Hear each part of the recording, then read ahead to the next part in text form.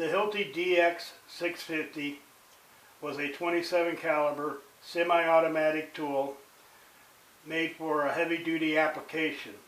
According to the manual that I have, it was made for the specific application of shooting sheet metal to steel.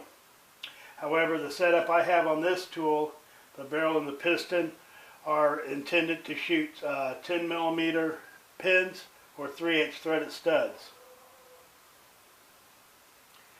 It is a 27 caliber, but instead of shooting these strips, their standard 27 caliber powder load, it shoots the 27 caliber long powder loads, similar to the DX600.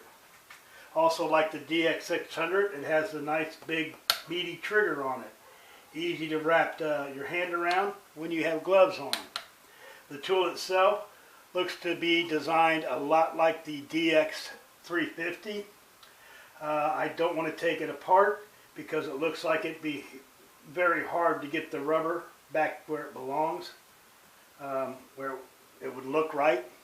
So even though it needs to be cleaned, I'm just going to leave it alone right now. A neat feature of the tool that it shares with the Uniset U3500 is the barrel release right here. Push back, put your finger there, and pull the barrel out. Let's try that one more time without my hands in the way. Push, hold the lever, pull the barrel out.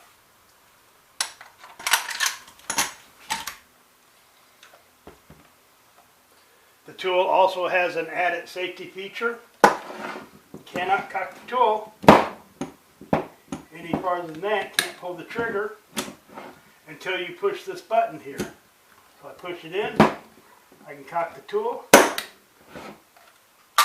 release it.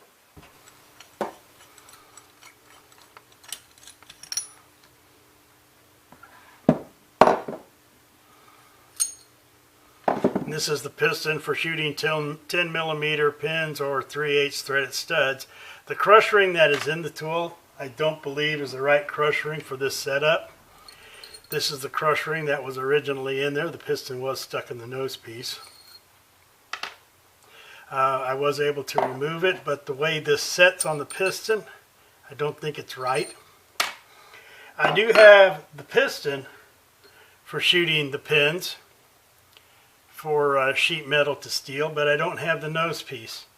And this crush ring sits a little better on that one, so I think that this setup should have had a different crush ring, but I will use that for the time being until I can find something else that fits in there fairly well. You may notice there's no piston ring on the piston. It has bearings or something other device in the nose piece to lock the piston in the chamber area.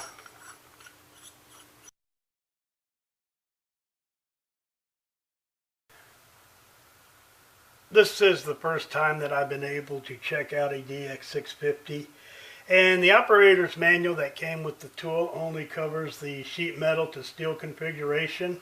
Doesn't cover this piston and nose piece at all.